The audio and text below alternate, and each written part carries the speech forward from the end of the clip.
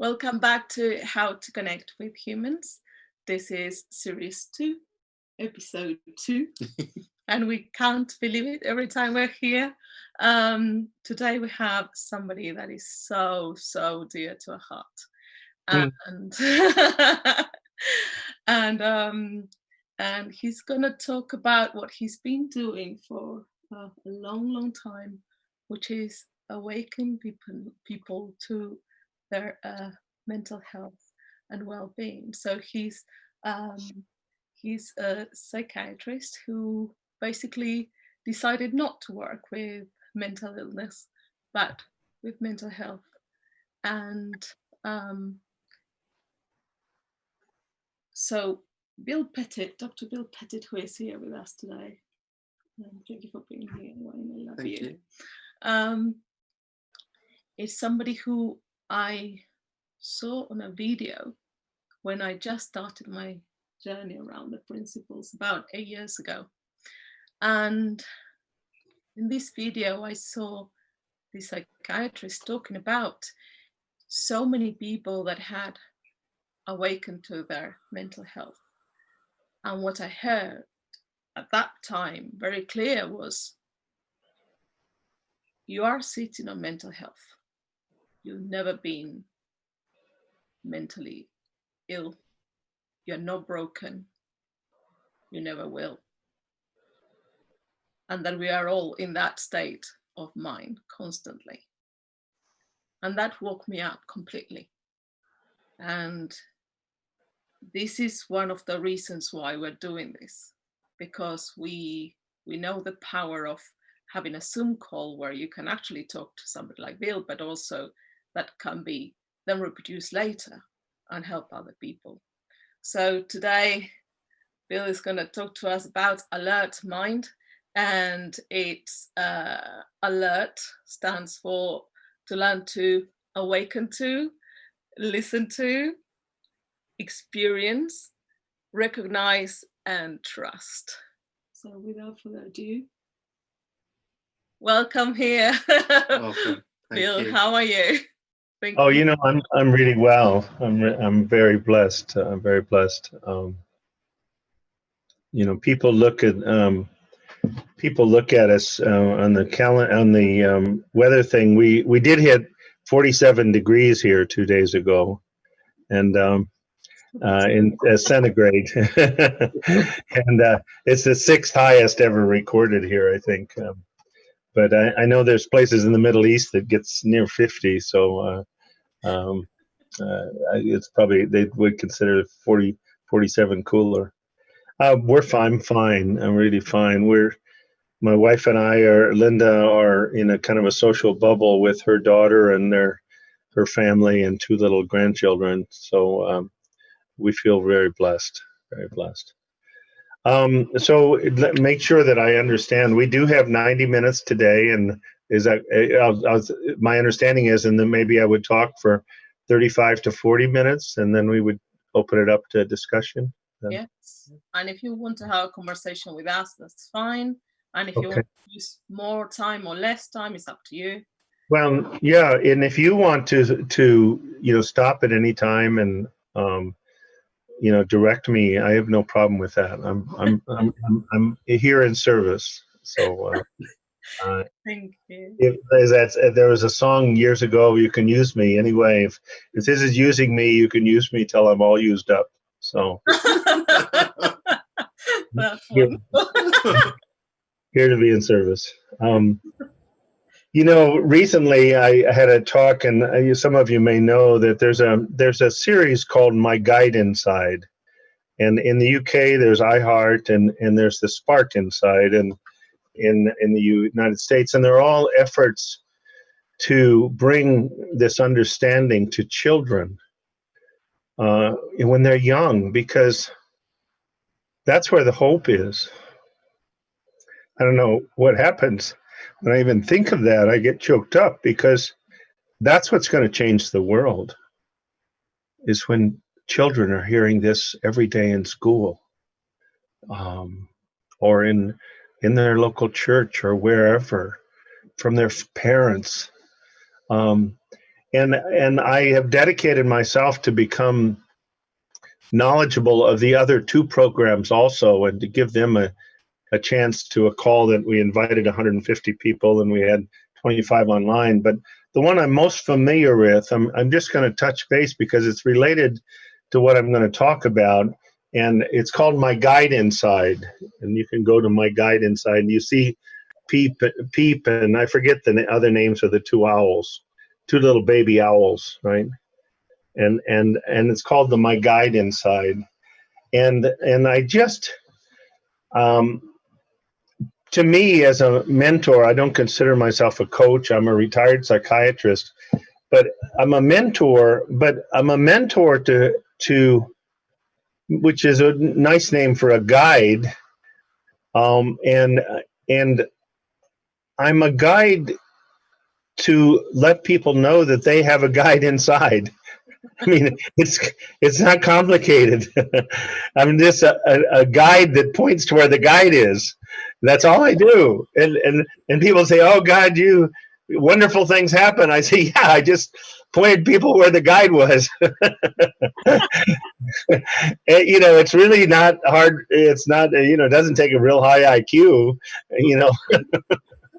If you see something and other people don't see it, and you point to it, and then they see it, they're really grateful, but all you did was point to what you were fortunate enough to see. And Mr. Sidney Banks was fortunate enough to have a peek to me into what I'll call the mind of God, and one of the bigger peaks that ever occurred. He was a very humble man. He was my teacher for 26 years. But he told me, he said, "Bill," he said, when the children hear this, it'll change the world, because they'll grow up and they'll interact with each other differently.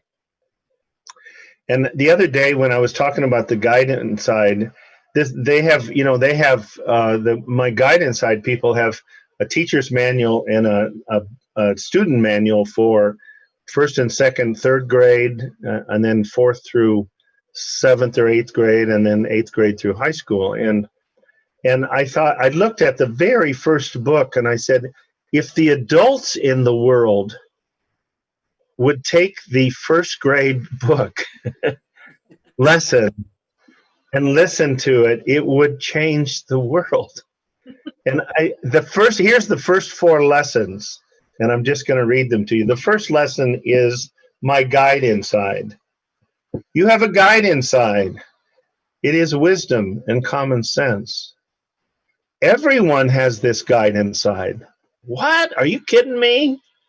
Just look for the feeling. Just look for the feeling. You can trust your guide. It points you in the right way. Now, that's more, in those few words, that's more than I learned about mental health in 800 lectures of a psychiatry residency.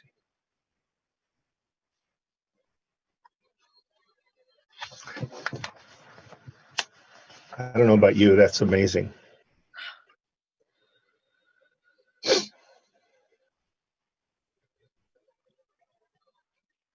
Chapter 2, my feelings come from thought. Learn something new. Chapter 1, you discovered your guide inside. In Chapter 2, get ready to learn your feelings are created by your thoughts. What? I thought it was that person that sent me a nasty text or an Instagram or an obscene gesture or didn't appreciate all that I did for them. What? Let's learn something new. My thought creates my feeling. All my feelings come from thought. What?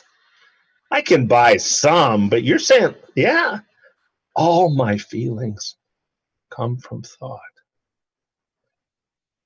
I can let unwanted thoughts pass by, and well-being is present. Wow. I wish they would have taught this in medical school to me. Taught me a lot of good things, but it would have been that much better if they would have taught me that, let alone in psychiatry residency. I'm just going to do the first 4 chapters in this first grade book. In chapter 2, you learned your feelings created your thoughts. In chapter 3, be ready to discover happiness is inside of you. Wait a minute. Inside of me? I thought it was getting a high score on a medical test, or having a pretty girl agree to go out on a date with me. I thought it was, or people saying, "Oh, you're really a wonderful psychiatrist." You're saying it's inside. Yeah, it's saying, let's learn something new. I listen to my guide inside. Helpful thoughts pop up, and my good feeling is present again. Happiness is inside of me. Wow. Wow. Here's one I'm still learning, folks. I'm still learning. I was learning it this morning, but I did get quiet enough to spend the last 12 minutes just getting quiet to be here with you. Now, I got 12 or 13 things done, or 11 things done before, but then I at least had enough sense. And it's called Fast and Furious or Calm and Curious. Like I said, this is still a lesson I'm working on, the 4th lesson in the first grade manual. Learn something new. In chapter 3, you learned happiness was inside of you. In chapter 4, you can learn to choose to be fast and furious or to be calm and curious. Let's learn something new. I can see I am thinking fast and furious. I can choose to let it go. I can be calm and curious.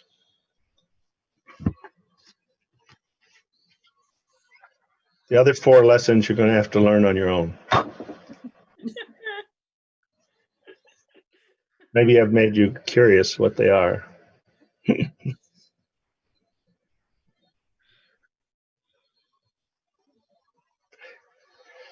I think most of us were taught that fast and furious is good. Get a lot accomplished, people tell you. I remember a few months, it's interesting, and I'm just kind of listen inside as I talk. People have asked me for my transcript of my talk one time, and I gave a talk for 400 people in Orlando, and a reporter from the Orlando Sentinel came up and asked for my transcript of my talk. I said, well, I don't have any transcript. He said, well, let me see your notes. I said, well, I have a 3x5 card. And have that. But I try to listen even as we're talking. And when we talked about, when I went to Fast and Furious or Calm and Curious, I thought of a few months after I had been exposed, well, no, about a year and a half after I'd been exposed to the principles, and some of you may have heard me tell this story. I came up to a stop sign in Tampa. I was in Bradenton, but I had to go to Tampa for something, Bradenton, Florida, which is on the west coast, what we call the Gulf Coast, Gulf of Mexico. And I was pulling up to a stoplight, and it turned red for me to stop. And a whole bunch of people started crossing. And the thought came into my head that I could press on the accelerator really fast, and I might be able to kill at least 20 people. Double points for older people like me now, right? I wasn't one of them then.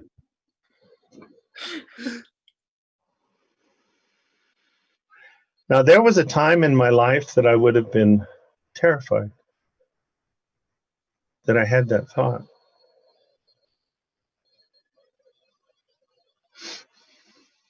You see, no one thought ends up anybody in the hospital or in the mental health unit.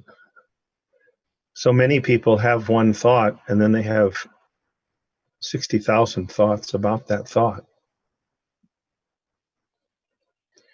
And if I would have been frightened by that thought, and suddenly started doing battle with it in my head.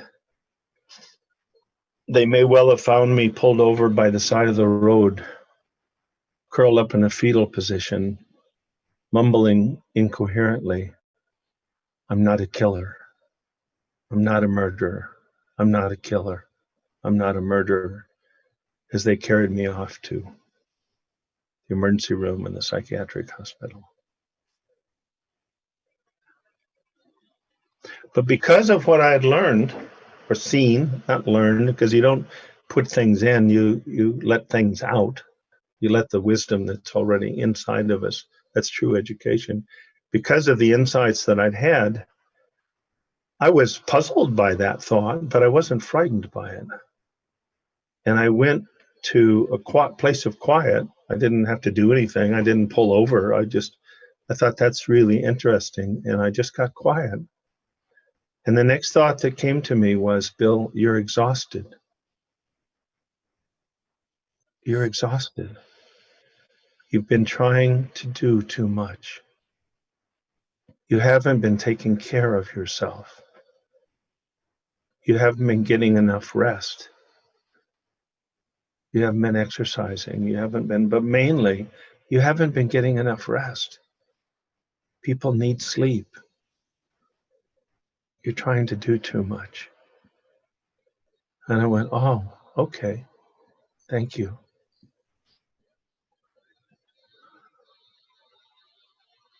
See, do you see that difference between the quality of my thinking? People say, I don't listen to my thoughts anymore. I listen to the feeling.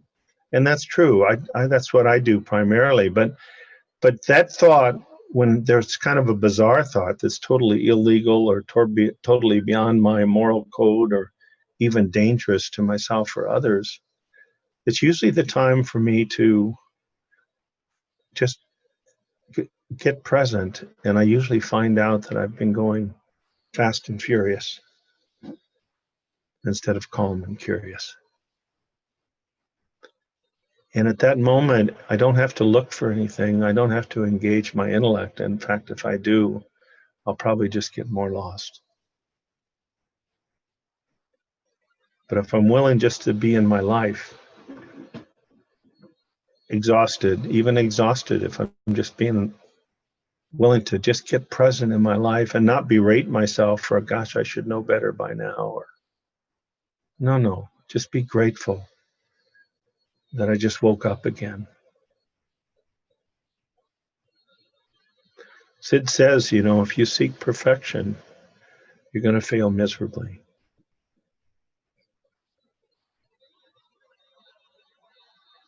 But if you're willing to just keep doing the next right thing that you see to do as best you can,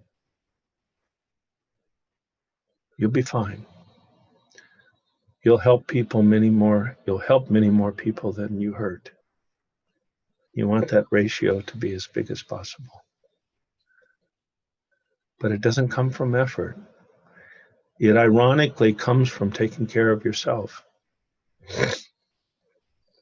That's a paradox. Sid used to always say that when we would meet in groups. He'd say, as I talk and I'm sure many of you have listened to his videos, of the Long Beach videos and the Hawaii videos and Washington lectures. He said, as you listen over the next 3 days, many of you are teachers, you're therapists, you're this, you're that. You're going to say, "Oh gosh, this would sure help my husband or my wife. Boy, I wish they were, or my brother, or my sister, or my mother, or my father, or my children, or my students, or my patients." He said, let those thoughts go.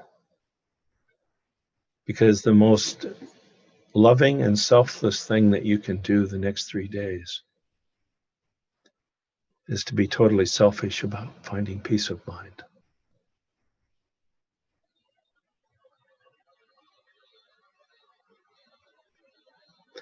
I didn't know that for years, folks. I didn't know how I didn't know the guide was inside of me. I didn't know the thoughts created my feelings. I didn't know that happiness was inside of me. I didn't know that calm and curious was much more creative, productive, and everything else than fast and furious. And so I often was trying, but my heart was good. I think my heart's always been good. So I tried to give from an empty basket. And it's real hard to do.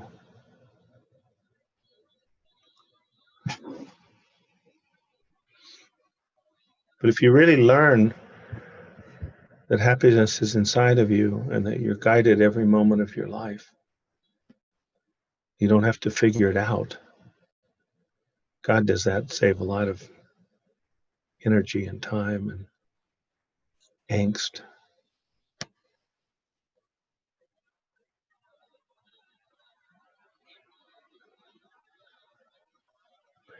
You live in a state of fullness most of the time. And from a place of fullness, you always have plenty to give because you're not needing a lot yourself. I used to metaphorically wake up every morning starving psychologically. And I had to get filled up by my day. I had to get filled up by things that made me happy, things that gave me pleasure, things that relieved my dis-ease to even a little bit that I was creating with my thinking. So I woke up starving. So I watched a thing on Nature the other day of wolves in the Arctic. Amazing how they survive. But every day is kind of an effort to get enough to survive.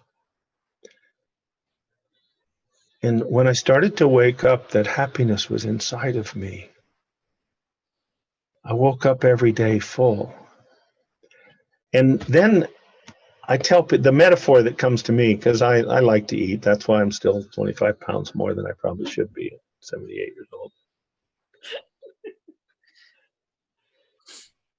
I've learned some things better than others. And that's okay. Didn't used to be okay with me.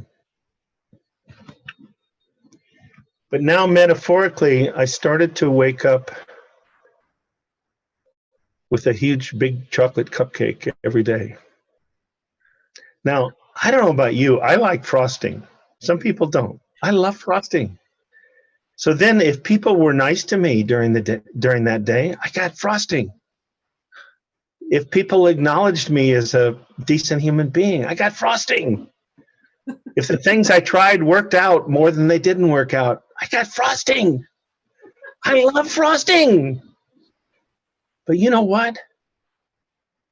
There were some days that I didn't seem to get very little or any frosting. But you know what? A big chocolate cupcake, even without frosting, ain't bad. It's not bad. I wasn't starving anymore. I was grateful when I got even a little frosting. Instead of having a quota, if I didn't have so much frosting, how was I supposed to be happy? And keeping score every day what the frosting level was. I've never really talked about it this way before. I don't know whether this is insider craziness, but you'll be the judge. But I didn't have to do that anymore. All I had to do was to live in the present moment. And if I fell asleep, as Sid says, we're going to fall asleep and wake up. Fall asleep, wake up.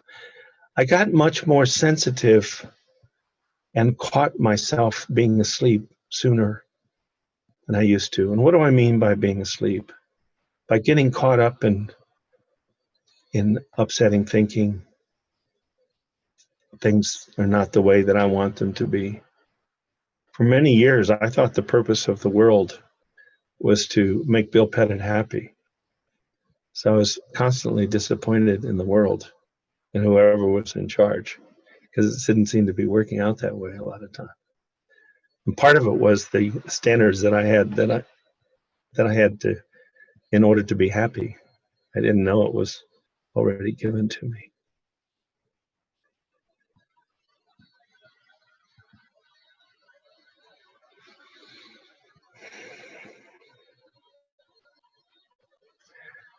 I will go to A.L.E.R.T. Carolina actually did it fine, so I'll just be repeating. She did with a little stuff, but there's a beautiful song by Leonard Cohen. It's called The Anthem, and it's the one that I like on YouTube. It's about 9 minutes, and if you haven't watched it, I would encourage you to watch it. And it's the one live in London, actually, 2008. And I got drafted and was with a squadron of naval pilots, and so I really have they give me flight training, and they offered me to solo, but at the final test, the solo, they really were going to send me out in a T-28, a 1,400 horsepower plane with a 1,400 fully acrobatic plane, and they were literally going to send me out to solo. And I figured I had maybe about a 80% chance of coming back alive. And I just didn't like those odds because I'd rolled dice before, and even 1 out of 6 is, and it happened pretty quickly. So I said, well, I really appreciate your confidence in me, but I don't think so. But I still love flying. And in the anthem, there's some beautiful pictures of what I call squadrons of geese flying in formation. And I just get in awe when I sit in the backyard and I see these birds flying in V's and taking turns to go to the front. And maybe they're not perfect V's. Maybe there's 9 on one side and 7 on the other side. But, they listened to Banks and they said perfection. It's not about perfection. It's about having fun flying. But as I listened to that, and Leonard Cohen he's passed, and he's like Bob Dylan. If you try to figure out what the hell he's saying with some of the symbols, you'll drive yourself. You'll be mumbling by the side of the road somewhere. But on the other hand, if you just listen and have your heart open, you know that he's pointing to something. And one of the recurring things that you could understand in this anthem is and I'm going to just give my take on this, but he has this line, everything has a crack in it. That's how the light gets in. Well, those of you that have read the Relationship Handbook by Dr. George Pransky, a good friend of mine, it's one of the and the new one, of course, Secret to Love by Christine Heath. Those 2 relationship handbooks, I think, should be part of the 9th grade education curriculum, along with, of course, if they've had these other ones earlier on. But in every chapter, after the first chapter, there's a myth, and then there's a grain of truth. And as I heard that saying, everything has a crack inside, that's how the light gets in. My truth meter kind of moved, but it didn't just fully resonate. So I knew there was a grain of truth there. I didn't know what it was, so I've got enough sense not to go to my intellect. If I don't think of it after 2 or 3 tries, it's probably not going to be any better 30 years later. So I went to sleep, and I woke up the next morning, and it was given to me. And it said, everything has a crack in it. That's how the light gets out.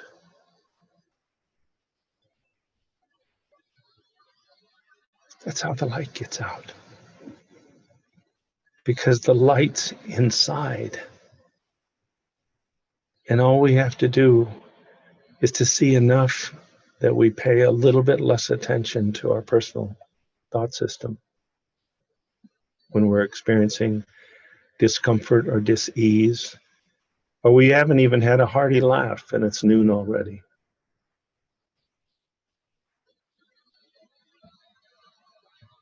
even that little bit of not paying attention to our intellect will create a crack, and the light gets out. And somebody tried to tell me, well, it's bi-directional. The light gets in too. And I said, maybe. I think the light goes out and it appreciates and experiences and is aware of the light that's already around. I think the light goes out. Like Sid says in one of the chapters, just because the blind man can't see the sunset or the sunrise, and the deaf man cannot hear the sound of the crashing ocean waves, doesn't mean that they don't exist. But for a good part of my life, I was so busy in my head that I could have been right in the middle of both of them and not experienced them.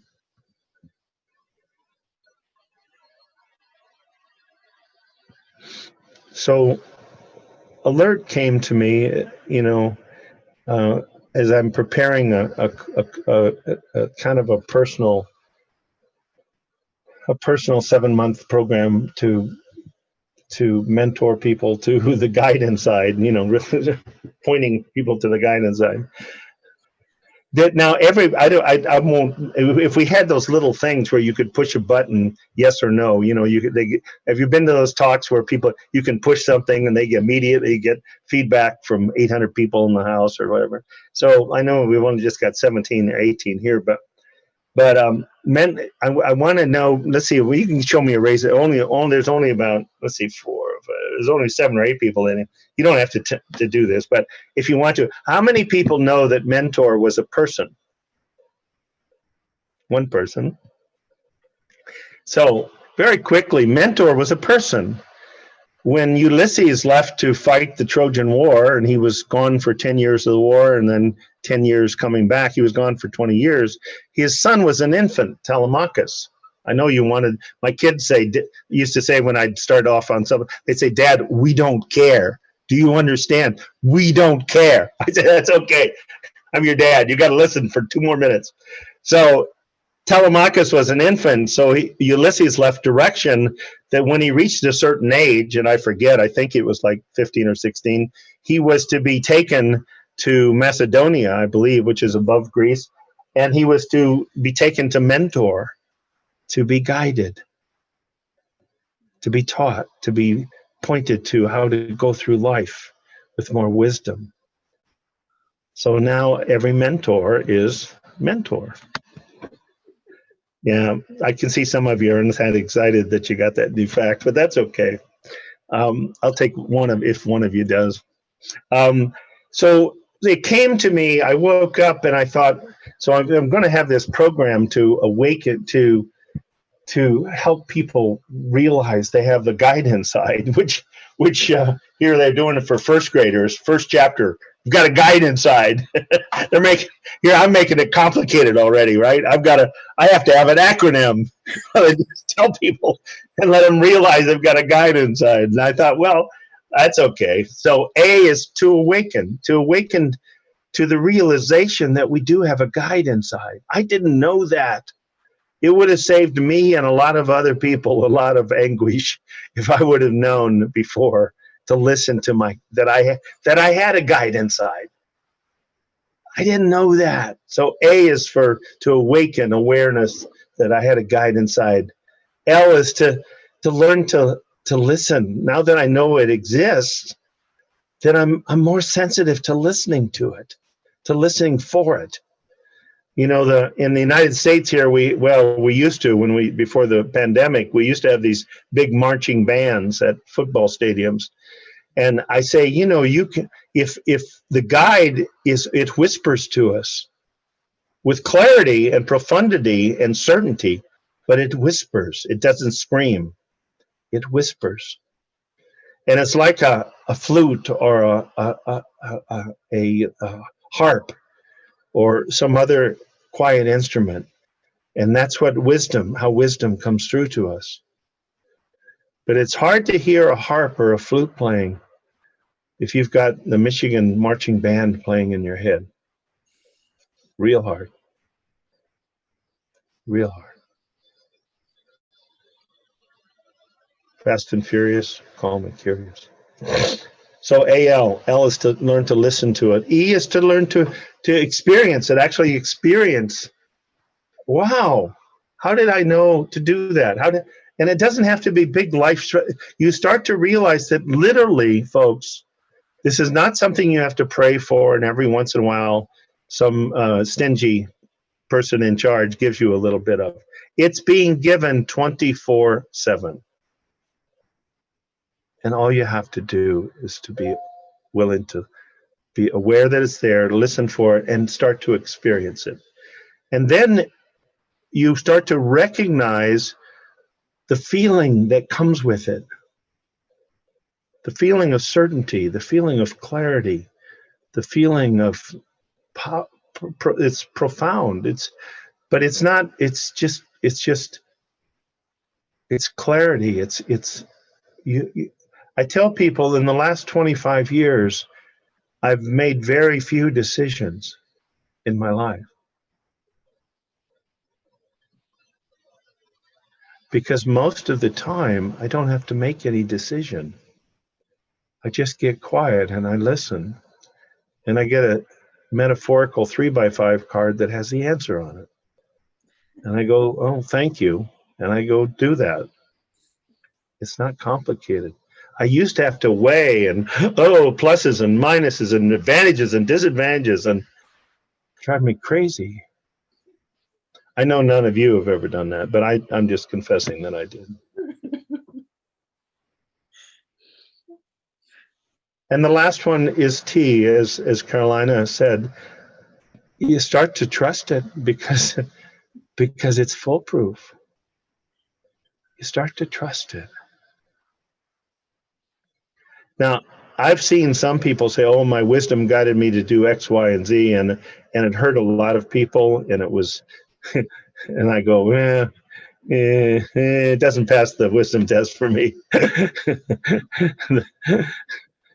Because to me, my experience in 78 years of living is that when that guide inside comes through, it doesn't hurt anybody, and it's clear, and it's profound, and yet it's not a roar. It's the bleat of a lamb, but it's with clarity, profundity, and wisdom. And with that, I see that it's 42 after, and I'm going to do better than I usually do at stopping talking. And I will listen. It's not that funny, Carolina. I don't know why you thought that was funny. Yeah. Anyway, let me listen.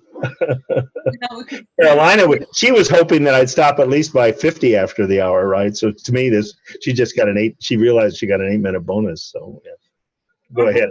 We'll talk for another 6 hours, and we'll just sit here and just. Absolutely. And I love that you came with the metaphors of cake and frosting, and it's really, really kind of our thing, isn't it?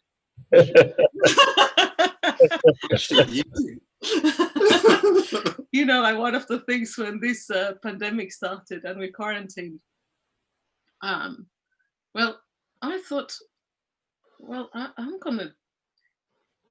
we got so quiet, and so we had a great time, we without disregarding, obviously what's been happening, and right. But for us, we got so quiet, and we just have nowhere to rush and go, and the garden started growing like crazy because we just thought, well, what's the point? We just let it grow, and the cat's been jumping around in this jungle, and so suddenly more and more all the little things, very simple things, it was and I'm very curious about that book you have there, but starting sparkling, like the best cup of tea that you ever had, and that started happening, and I thought, I really like baking and I really like chocolate cake. And I started baking and baking. I thought, oh, well, if say it's the end of the world, we don't know. So I might as well now bake and we can eat and see what happens. Because I had made up this idea that if I had too much cake around, I will never stop eating cake. You see, I will explode. And but I never tried that theory. So so what happened was that we had lots of cake with lots of frosting, Bill. So next time, just bring Linda and the kids, and we can bubble all together. And but there was too much cake, and one of those cracks of lights was that we started having the opportunity to talk to the neighbors, by neighbors that were on their own and alone, and it gave us this opportunity to say hi and just put a little Tupperware with a piece of chocolate cake next to the door, so they will have something, and that started a lot of conversations. And so there you go, the power of frosting and chocolate cake.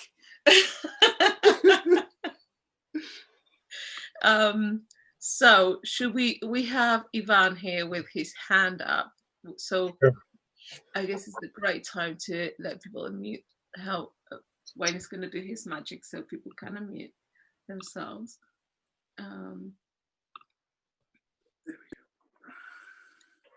Hello.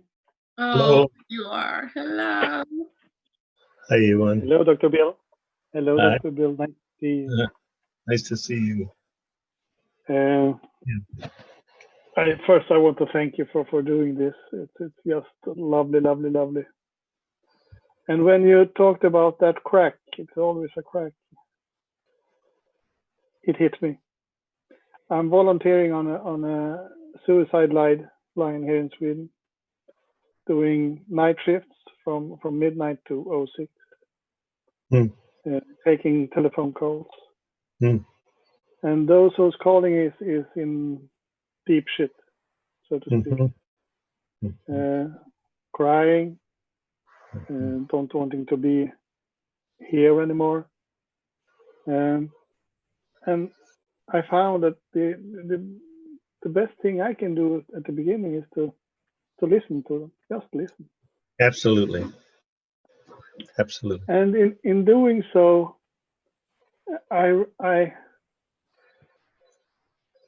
I've been seeing their wisdom coming through.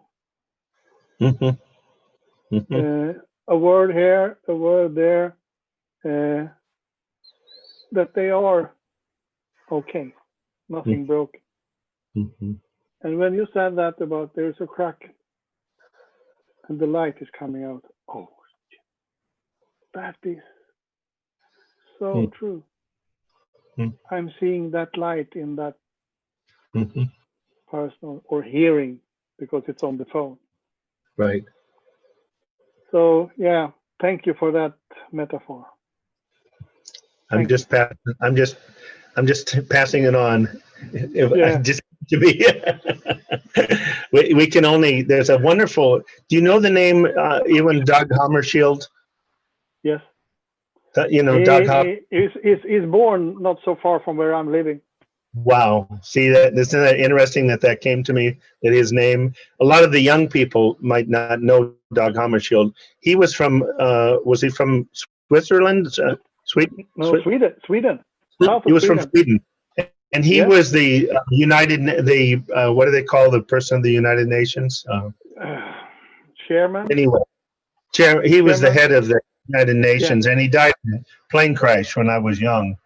But he has a beautiful quote, and I have it somewhere, but I'm not going to go find it. I should have it available. And it's you are just the lens that the light comes through. And if you have your lens as clear as possible, you can be a clear flashpoint for the light, and you can give it and then pass it on. And that's that's what we're all trying to do is just be a clearer lens, so that the light can come through us and be shared with others. Yeah. No, thank you, Ewan. Thank you. That's interesting. That only how far away from you? Well, about 80 kilometers. Oh my gosh! You know, and of course, I was scheduled to be there at Stockholm in May, and I'm hoping that, because I have relatives, I've gotten a lot of information. I've got a whole book here of my ancestry, from Sweden. Okay. Whole book. Wow. Yeah. So I'm anxious. I look forward, if God willing, the creek don't rise and the pandemic. Well, I'm living in the south of Sweden, so I'm closer to Copenhagen than Stockholm. Well, South Sweden was where my relatives were from. Okay. Yeah, Oh. yeah. Anyway, won't take any more time, but I look forward to it. Yeah. Yes, you're so welcome.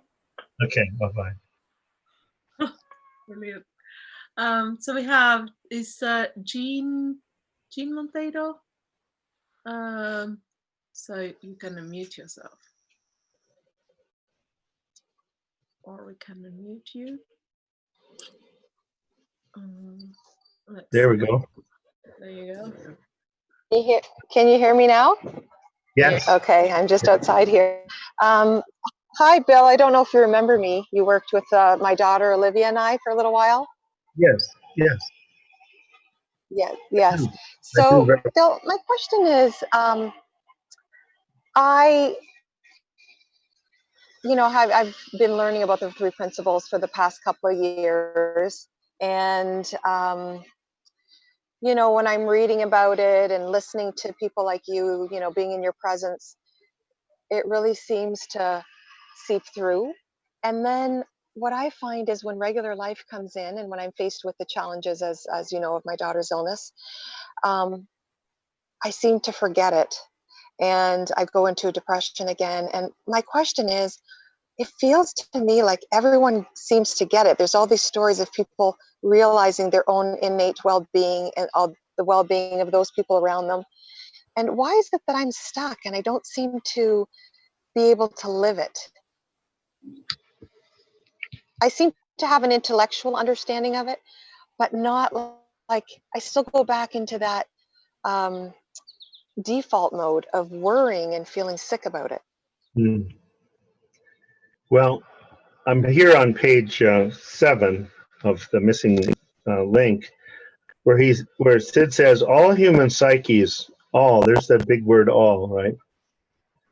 All human psyches are rooted in universal truth, and no person's psyche is better than any others. Only to the degree of the individual's psychological and spiritual understanding does it appear to vary. And above that, it says wisdom lies within the consciousness of all human beings. Oh, wait, Jean, I've never seen this asterisk before. It says all human beings. The spiritual wisdom lies within the wisdom of all human beings except Jean. Oh my gosh, I didn't. You understand why I got spanked, Jean, as a child. I earned every one of them. Here's the deal. I bet you're not the only person that comes up against things in life that it seems like it's not inside out. Now, when we first, most of us hear the principles, there's something that resonates, that place of truth. We know damn well that it's true, that it is inside out. It's not being created by our life, our circumstances, and we get a glimpse of that truth. It's just damn true. But we have a pile here over here to the right, we have this pile of exceptions. Except if this happens to one of my children, except if this happens to me economically, except.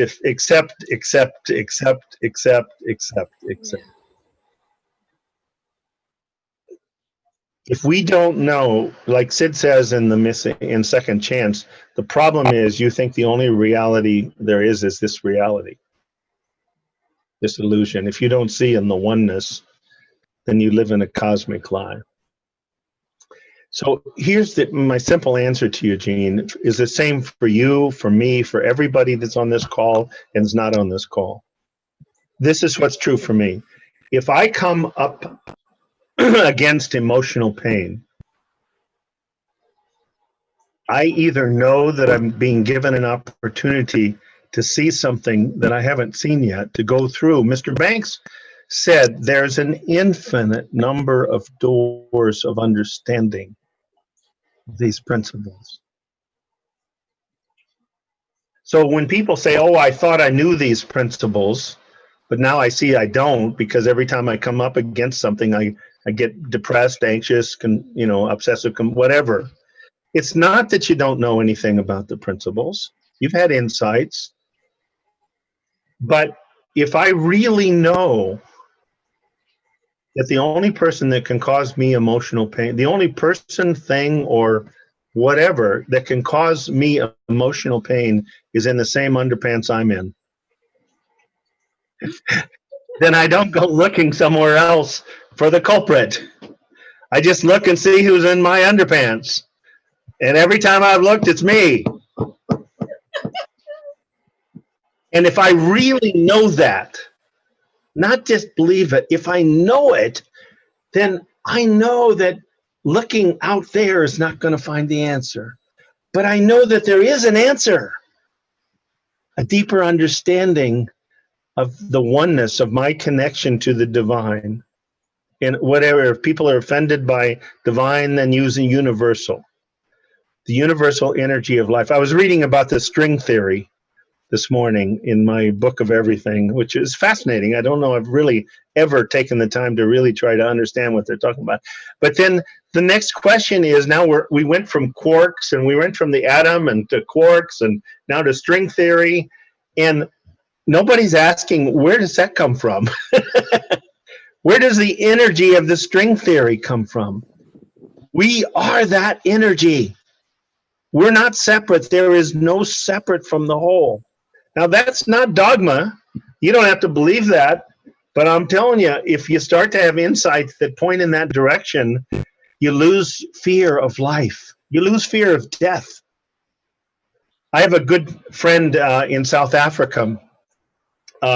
He tells his story. I could, send links, but he reminds me of James Earl Jones. He's a powerful big man. He's a physician trained in Oxford in England, but he's in South. He's a professor, speaks at the medical school and the business school at the University of Cape Town in South Africa. And when he was working as a family physician, one day he was sitting with a young woman, and a man came. They came in to rob his. He didn't know what was going on. They made his associate say, his assistant out front say, would you like some coffee, doctor? He said, sure.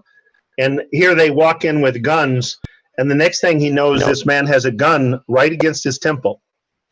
And he says, I'm going to kill you. And Chadwick said, I guess this was a test, but I was amazed, because what came to me was, and I said to him, you can't kill me. I'm not this body. He said, you can kill my body if you want to, but you can't kill me. He said, you're not scared. He said, no, I'm not. You can, if you blow my brain, that's okay. If you have to do that, if you feel, but you can't kill me. I'll be fine. Because this is not who I am. I'm just riding around in this thing right now. Well, the man was so disarmed by that. Of course, they ended up. He told him where the money was, and he said then they started telling him, we've got a friend who's in prison, and we're just doing this to try to get him out of prison. And Chadwick made a joke. He said, seems to be like you're going to end up in prison with your buddy if you're doing stuff like this. And he said, here, I was going to blow your brains out, and you're cracking jokes, doctor, And they left. And then he called the next patient in, and this woman said, after what happened, you're going to care for my little girl? He said, well, that was over. That's over now. We're in this now. We're in this now. If we start to see that eternity is nothing but an endless set of nows, that's all it is. So why would we be any place else than where only thing that exists?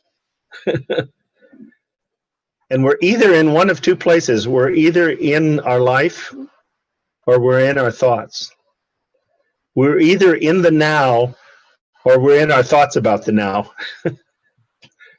And one is glorious. Even during difficult times, there's something glorious about it because we're connected to spirit. We're connected to our source. We're connected to our essence. I don't know if that helps, Jean. It's just, It is helpful. the key is to know that I'm sorry, you don't get to be the exception. You're like the rest of us. You're learning incrementally. I tell people, listen, Jean, I tell people I learn really slowly and I forget quickly.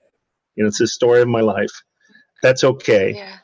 I'm just grateful to, and it is about gratitude. It's about just being gratitude for every little bit that we see, and that gratitude will always carry us forward effortlessly. But if we try Sorry. No. Sorry. Go ahead, Bill. Finish. Intellect. If we try to see more with our intellect, all we'll do is drive ourselves batshit. Yeah. That's a scientific term, batshit. One that I understand. Yeah, okay. The Catholic nun that was having panic attacks. Did you just say batshit? I said, yes, sister, I did. She said, that's what I've been doing. I've been driving myself batshit. Thank you. It was helpful? Okay. Yes, thank you. Love you. Yeah, the guide is there. And the guide is there for your daughter, too. Never went away. It is. Never went away. Even though it's hard to see, but it's there, right? Absolutely. Absolutely. It can shroud it over. Huh? What does he say? Yeah. Wisdom is inside of a spiritual way, but it's shrouded over by our own erroneous thoughts. But it's whole. It's never broken. It can't even be scratched. Can't even be scratched. I'm going to be working the rest of this week to get my course up. That's going to start the Thursday after Labor Day here in the United States. The first Thursday, Thursday in second Thursday in September, and it's going to be a 12-week course on seeing that these psychiatric symptoms, signs, syndromes, and labels, they're just love letters. They're love letters trying to wake us up. And so a fresh look at ICD-11 and DSM-5 through eyes of the three principles. So we're never broken, nothing lacking. Ain't happening. Hi, can I ask a question? Sure. Oh. Can I ask a question? My name is Michelle. Yeah, Michelle, go. Okay, fantastic. Thank you so much for such a fantastic talk. I really, really enjoyed it. I just wanted to ask, I was a psychotherapist for about 10 years, and I came across the three principles probably about 8 years ago. And I did the course, on three principles. I got to ask Dr. Bill Pettit. Hello. Yeah. Go ahead, Michelle. Yeah, I did the course on three principles. I became a three principles practitioner, and yes, it was life transforming, and I just completely closed down my psychotherapy practice. I never went back in there again. But over time, I started to look at goal setting, and I started rushing around again. And I built up a coaching practice, and I saw myself as successful. And I was on TV, radio, fantastic. And then, like when COVID hit, about March time, people were saying to me, you can put videos out, you can do so much because, you've got the knowledge. I suddenly just didn't feel like doing anything. I literally felt like doing nothing. I have had no motivation since it all started, and I'm not depressed. I'm not sad. I've never been happier. Actually, I've never been more fulfilled. I've never had more contentment, but I feel baffled. Michelle, what is your question? I'm going to ask. My question is that I'm not comfortable with how I'm feeling. It's like I need to have another goal. I need to know what's next. And right now, because there's nothing, there's an incredible discomfort about that. And I guess my question is, how do I surrender more to that, to the fact that I feel like doing nothing and being okay with that? But you just said you have an incredible discomfort about it. Yeah, I do. I don't Yes. feel comfortable with the fact that I've got nothing. Right. Yeah. Tell me what 3 Principles course you had. Jamie Smart. Okay. I did it years ago. Okay, and you've read all of Mr. Banks's books? Yeah, read the books, did the videos, did the whole thing. Okay. And I think, to be honest, when I think about it, I've dropped almost to another level of slowing down that I didn't think I was capable of. And it feels to me like maybe I allowed myself to slow down until a certain point, but was uncomfortable with going any further. And now it's just dropped to another level, and I'm uncomfortable. I'm uncomfortable with not being my average self. Yeah. I will say this. I hope that you can hear it in where it's coming from. Yes. The answer is to listen to your own guide inside. It's not from me. It's going to come from you. Any time you're feeling incredible discomfort, you've innocently separated yourself from your spirit. Yeah. And that's a time to listen. And you've got a chance to go through a few more of those infinite number of doors, Michelle. And be grateful for all that you've seen, but know that it's endless what we get to see. And you've been faced by a life challenge that has put your level of understanding to the test. Yes. And if we innocently create discomfort, if I really know the only person that can create incredible discomfort again is in my underbritches, then I know that the end get as quiet as possible and to listen, to be in my life and to listen to the guide inside. And you will wake up some morning laughing. Yeah. But it may be that you won't have to have any goal except happiness and contentment. Yes. Because Absolutely. Yeah. From Second Chance, and it was the 4th time that I read that book, and that I actually heard that I was ready to hear that what is the definition of success? Richard says to Jonathan. And what does he say? What does he say, Michelle? Do you know what? I'm reading it for a second. I think it's for the 2nd or 3rd time. And it's happiness and contentment. And I think I've lost that over the years. I think I read that, then I lost it, and then I'm now rereading it all and almost seeing new things in the book. Absolutely, because at some degree you've attached the happiness to things outside of you, those goals, etc. And you're having a new chance. And see, happiness and contentment has not had a very good marketing. Absolutely. Haven't, You're because right. Think of happiness and contentment, they think that people are going to sit around looking at their navel. And that's far from true. When people are happy and contented, they have all the gifts that they've been given available to them. And they're guided clearly by wisdom, the vast majority. Not by need, not by ego, not by investment or fear. Only the 2 things that take people away from love and understanding are investment and fear. Only 2 things. Have a great day, and thank you so much. Thank you for asking. Yeah. Thank you. So if anybody else wants to unmute yourself or put the hand up, the little hand that you have at the bottom.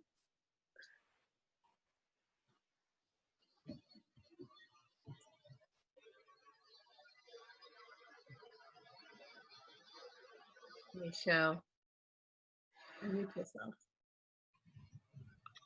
Hello. Yeah. How are you? I'm fine. I've been watching you. You've been listening. So I literally cried and laughed my head off. That's good. It's absolutely brilliant. I don't know that I've gone through so many, like, I don't know, emotions all in one little period of time. Well, first of all, I wanted to say thank you. And like, I'm going to give you some frosting now. I'm going to give you a heap of frosting. Nice. Okay. Okay, I hope you got your cupcake ready. I just think that you're just amazing, and you're so, do you know, honestly, it's beyond description. It really is beyond description. I've been watching some of your webinars on the 3P GC the last couple of weeks, and I saw one, it was yesterday actually. You're my person of choice now. I saw one yesterday and I absolutely fell in love with it's a love letter from, like, you were talking about health, like physical health, and you were saying that, you know, when you get some discomfort, or if you put your back out, or God, you've passed some kidney stones as well. Wow. You were saying that that's like a love letter from, you know, from your body, sort of saying, slow down, don't do this, that, or whatever. Would you also say when you get feelings of discomfort, that's like a love letter that's a love letter telling you, like, it's informing you of something, or, you know, it's a love letter to just say, get back in the present? Yeah. What do you mean by when you say discomfort, Michelle? Well, I guess physical discomfort, or? Well, I mean like mental discomfort. Yeah. I've had a bit of a weird week. It's been like almost, it's been a little bit like a roller coaster, actually. I've gone from incredibly feeling absolutely so blissful, and then, you know, yesterday it happened, actually. Had this real feeling of unease. But I realized, listening to you now, that I got back into my fast and furious mode, and that's kind of what did it. So, you know, please take the frosting with lots and lots of love, and I hope you enjoy it. And but what you're saying is that you kind of see for yourself that it's information. Yeah, it's information. Our feeling level is, you know, like it says, it's our thoughts create our feelings. Yeah. It's a barometer of our thinking, and so it's just giving us feedback. And it's not about beating ourselves up or judging ourselves. You know, it's just about the quieter we are, the more we can listen. You know, I'm sure many of you have heard me use that metaphor of the Far Side cartoon, of the two fellas looking out the 747 pilots. No, yes, no. Yes, don't, no. yeah, I have. Yeah. One.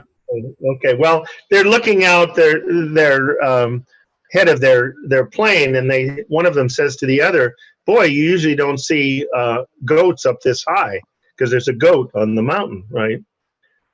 Well, you know, people say, "Why?" Well, 2 seconds later, of course, they crashed into the mountain. Now, why would I even bring that up? Well, if you think of it literally, it's horrible.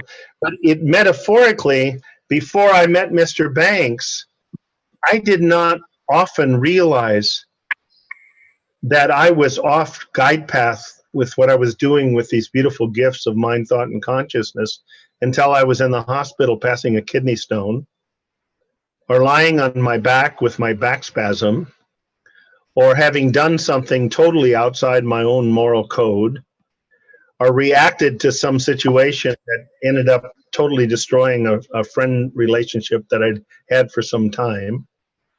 And so So what I hear you saying is that you're becoming more sensitive to being off guide path, and Yeah. that's what's happened for me, and that's what whether it's my mood going down a little bit, or my tension going up a little bit, or my thinking get a little less, losing less of its clarity and getting a little muddled, or my neck or back kind of hurting a little bit, or relationships that were easy getting difficult. I have at least 5 alarm systems that let me know, Bill, it's time to go to calm and curious, because if you keep going the direction you're headed right now, it ain't gonna be pretty. You've been there, you've done that, been there, done that. Is that helpful? Yeah, really, really helpful. But honestly, I just think, you know, it's, I don't know how to explain it. Yeah, God, this is going to sound, I just nearly said something. I was going to say you haven't got a crack, you've got a massive gape, but I don't know how else to put it. Oh, thank you.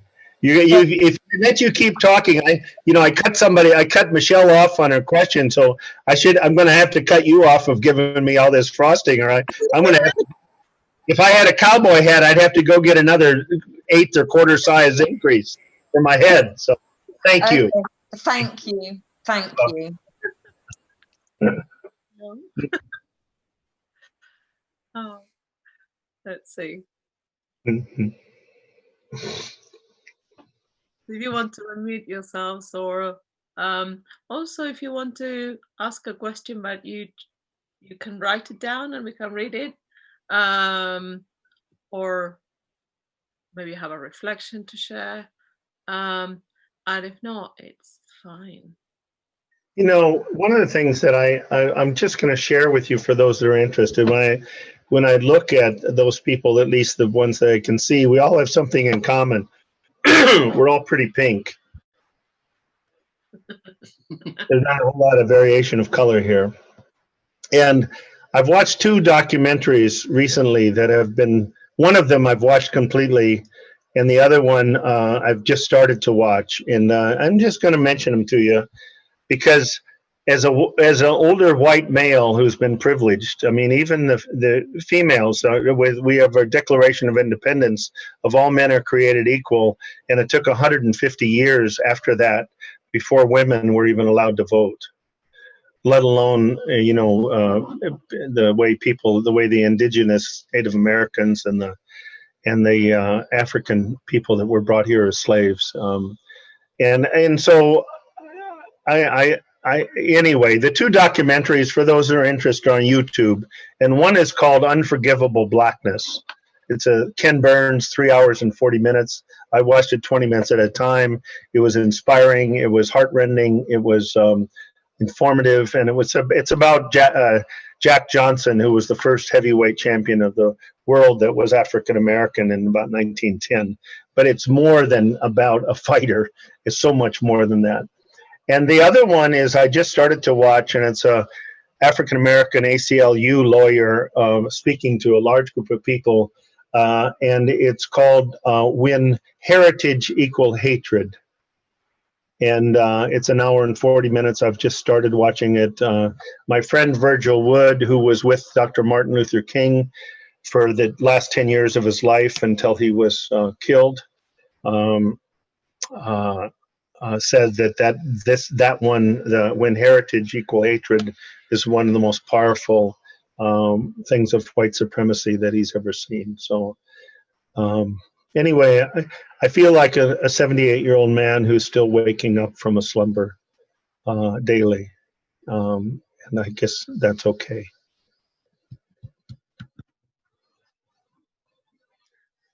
I say that with humility because I am grateful that what I've been privileged to have, and hope that I use that privilege in a good way as best as I can, but it doesn't mean that the privilege was right. There's no way that I would have. Medical schools now have 50%, sometimes more than 50% women. I guarantee you, we had 11 women out of 200. We had 1 black woman and 1 black man. And there is no way, if we would have had 50% women in our medical school that I would have become an MD. No way.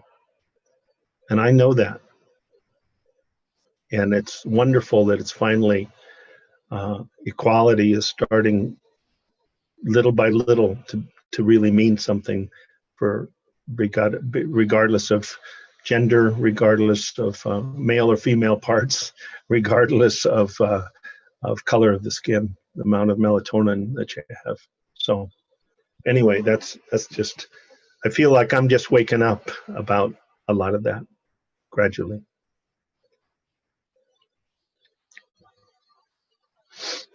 You know, Bill, I'm from Argentina, and my granddad, who was a doctor, he was the son of, so he was a third black. So his grandmother was black, and when my mom, who was one of the first generations of in the 60s of women trying to go to university in Argentina, she said, I want to be a doctor. My granddad, who, even though his skin was sort of darker for the likes of people in society, managed to be a doctor. He said, no, that's not a job for a woman. Yeah. Right. Right. Went into education, and then that opened up, the University of Psychology opened up, and then she could go through that, and then because it was so new, my granddad was like, well, okay, you'll help people, but you're not a doctor, so I guess that's fine. Right. So I'm saying this because it also took me on these past weeks, for everything that's happened, to see how I haven't waken up to certain things, to see how privileged, or how, you know, today I can sit here in this sort of pink white suit. Well, really, I still have also black system, only that people can't see it.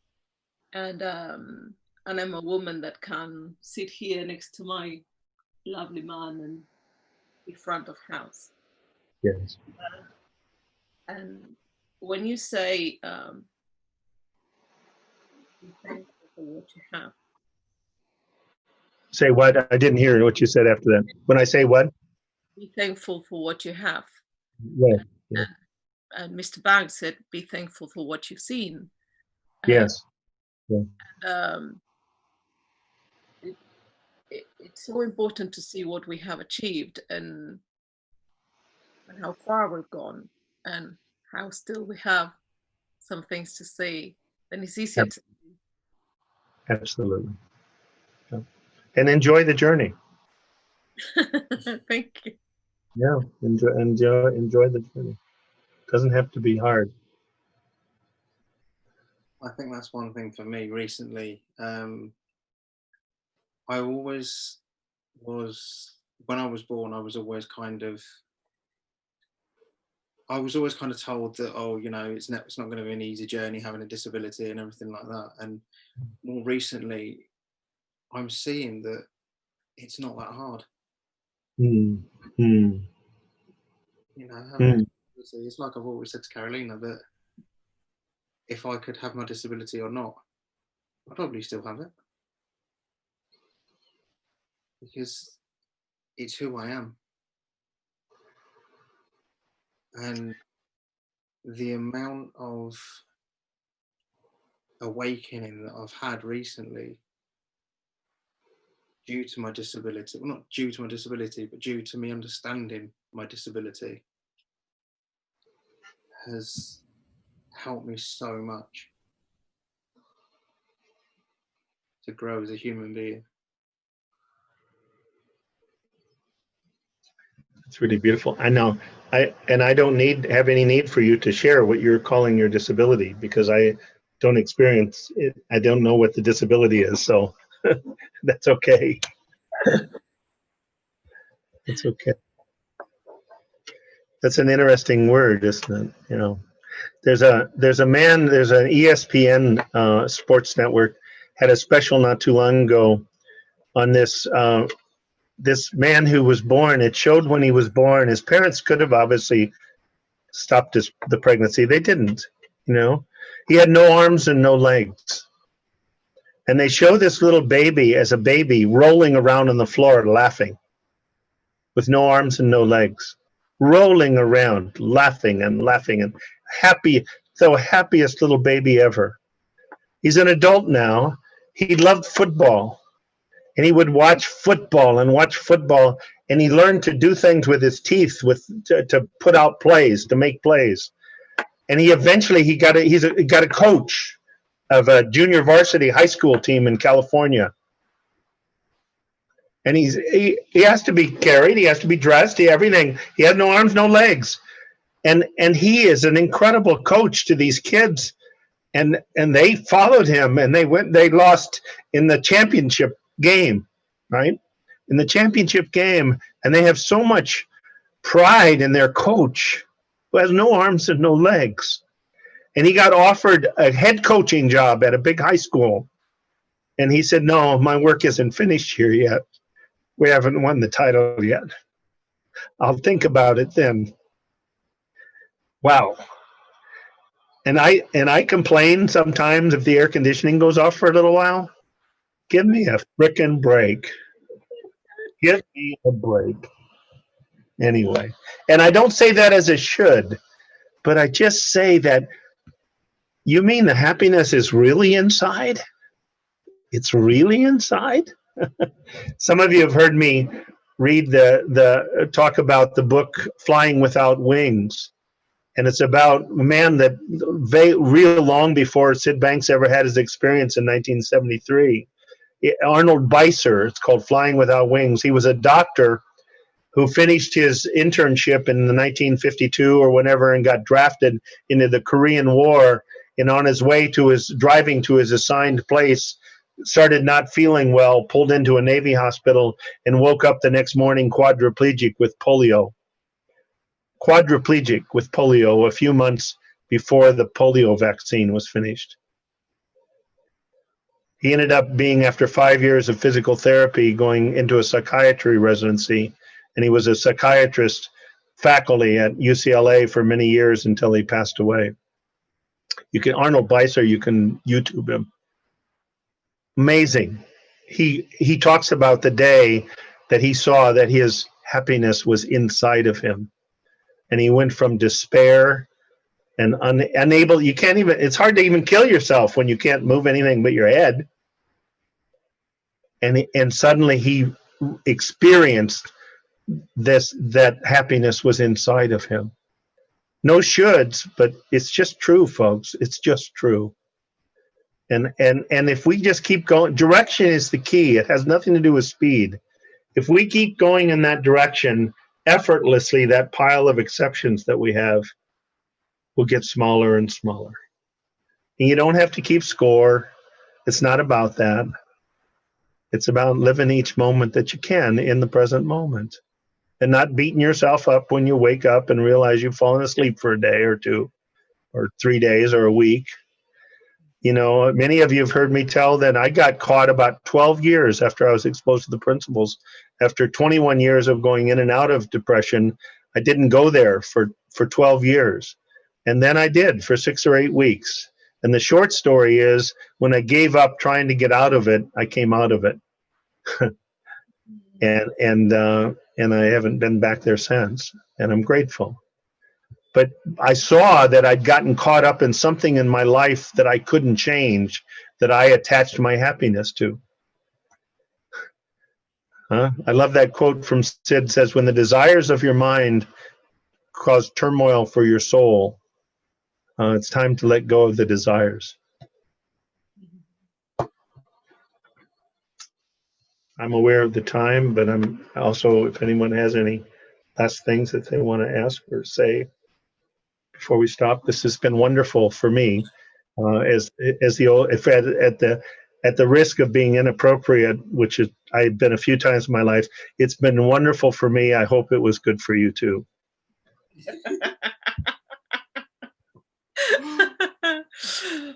Oh,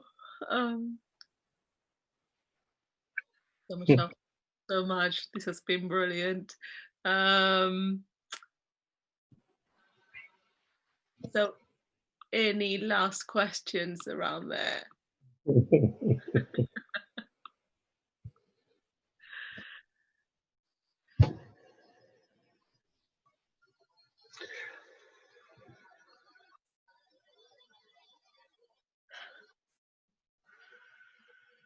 Thank you so much. This has been an absolute dream come true. Yeah. You're so yeah, I'm honored, and it really has. I mean, I'm not fibbing. It's been wonderful. I appreciate it. Thank you. Thank you. Thank you. When we thought we would like to do something where we go back to where Sydney Bank started, which was his living room.